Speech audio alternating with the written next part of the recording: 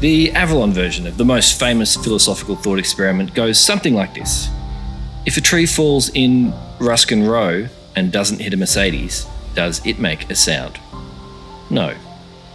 But if it does? Council essentially said, those trees are too dangerous, we have to cut them down. They would have sent an arborist, a consulting arborist, in to do a report. He ended up doing a report on 4 trees. 2 of them were gone pretty quickly, and then we intervened before the other 2 were taken out. We had 2 arborists within Canopy keepers, one give a verbal report and one give a written report, and then the community actually raised money and commissioned a report from probably the state's most respected consulting arborist, and all of them came back with the remaining 2 trees do not need to be felled. They could be managed, but even that, they said, really at the moment, there's not even something to manage there. The information that's presented is that these particular trees don't present a greater risk than other trees that are large. They also pointed out that it's a very low traffic street. There's a little bit of walking traffic.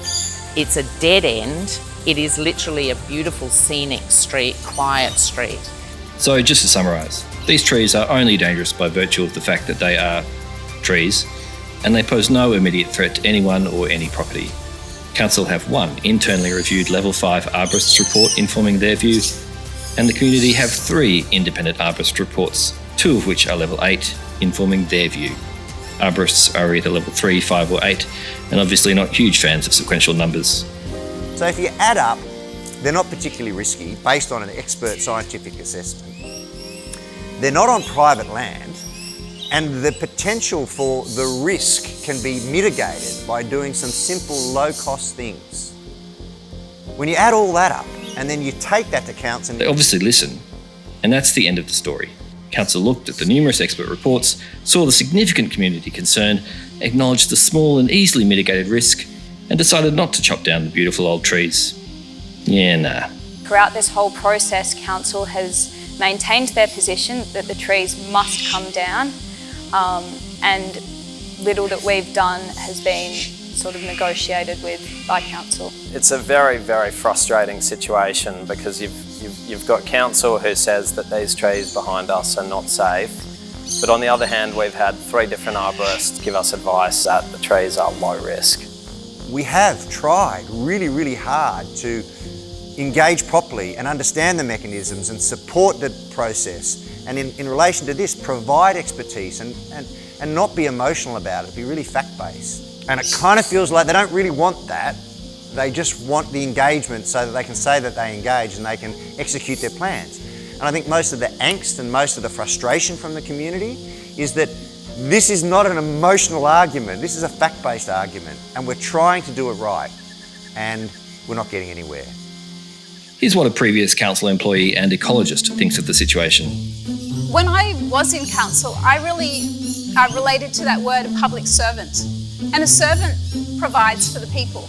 The local governments are here as representatives paid for by the community. So it's not to think they know better. Yes, have expertise in there, absolutely highly appreciate that there is great expertise in Northern Beaches Council. However, it's important to watch that we don't slip away too much to one side where we say, we have to make the decisions, and when we've made a decision, we must stick to it, because if we don't, then we've been challenged and we've been shown that we've had to go back on our word, and if we have to go back on our word, we look wrong. Miranda Causey is our Greens councillor, but councillors, our elected representatives to council, ironically, have limited power with council. So in actual fact, councillors have no power in this situation. Councillors are directly responsible to the community, but we're responsible for strategic issues. The staff are responsible for the operational issues. And as I was saying, this is an operational issue. We're not meant to get involved in operational affairs whatsoever. So they are saying to me that because they've had a complaint about these trees, that and there's been branches fall down, they now have a legal responsibility to protect the neighbours and protect the community, and so they have to cut them down.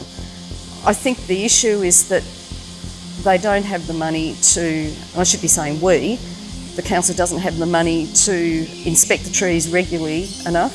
If you don't have enough money to inspect trees, you don't have enough money to prune trees, it's much cheaper to just cut them down. And there it is. The council is, allegedly, worried about its legal position, and its easiest way out is to chop down the trees. But that level of self-defeating, community-ignoring, environment-destroying and wildlife-endangering pragmatism is hard to digest. If that is an attitude that exists within council, that is a big boulder we need to move. My role when I was in local government was Manager of Natural Environment and Education for 8 years in this council. And so we really had to look at risk. We have to go through these sequences to say, what's a reasonable level of risk? And local government is very used to that concept of reasonable level of risk and also a known recreational hazard. It's a known recreational hazard to go swimming in the surf. Now in this case, we're talking about trees that don't have houses under them. The risk here always has to be on a matrix. What's the likelihood of it happening? And if it happens, what's the severity of consequence? And that's the risk matrix that we all work through. And that's what council's working through. But in this case, even if we had a major failure, we could just put up signs here to say no parking under the trees and caution, old tree, branches may fall. 4 months have gone by since we've all been down here blockading the removal. They claimed it was high risk then, and as you see behind, there's no fences, there's no parking signs, there's absolutely no risk mitigation whatsoever. Council actually did eventually put up some fencing over 6 months after they received their arborist's report. But the stated reason isn't to protect the community from risk. It's to prevent the trees from being tampered with prior to contractors cutting them down. One of the things that keeps being missed is this kind of propensity to kind of do risk, and forget about the benefit. The benefit to people, the benefit to wildlife, the benefit to our aesthetic pleasure. There's a lot of people in this community that love where we live and they love the natural environment, and that's why a lot of people choose to live here. 96% of Sydney doesn't have a canopy. This is one of the few areas in Sydney that still has a canopy. I've lived in the street for pretty close to 19 years now. And one of the reasons is because I love these trees. They're part of the historical value of this street. These aren't just 2 trees, these are significant trees. These trees have massive canopy. Like if these trees were gone, that's a huge hole in that end of that street there. They're beautiful hollow-bearing trees. At 70 years old, they start to bear hollows. Losing limbs is ultimately part of the hollow-bearing process. They actually need to lose limbs to create hollows, and that can provide homes for gliders, for powerful owls, for possums. You will see the kookaburras hunting in this space, the butcherbirds hunting in this space, galahs as well as corellas and other grain or seed-eating birds. You can hear the cicadas and many different insects through here, and of course at night time there can be anything from brush and ringtail possums to boobook owls to tawny frogmouse to the powerful owl to flying foxes. The value and I guess the significance of the ecology and how much life a tree can support is based upon its structure, its size, the breadth of its canopy, and of course its relationship with its fellow trees and its community. In Pittwater area, we've got these micro reserves, and in between that, we've got street trees and we've got backyards, and a lot of our wildlife that's where it lives. These corridors that are formed by these trees are crucial to wildlife getting about. Species like ringtail possums, they need canopy. They get around through the canopy. They don't. Once they get on the ground, they're a threat to all sorts of predators. You know, dogs, cats, foxes, a whole lot. When we're talking about wildlife corridor, that sort of patch there is a bridge. You know, this whole street with these street trees here is a bridge.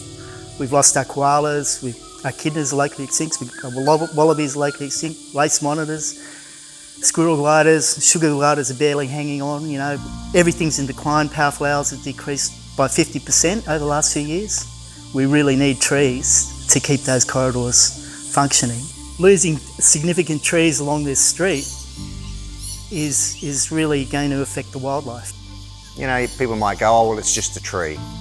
But if you follow it through and you think it through, you soon realise that relationship between a healthy and happy life and a tree is really direct. They're really important for us humans. They improve mental health.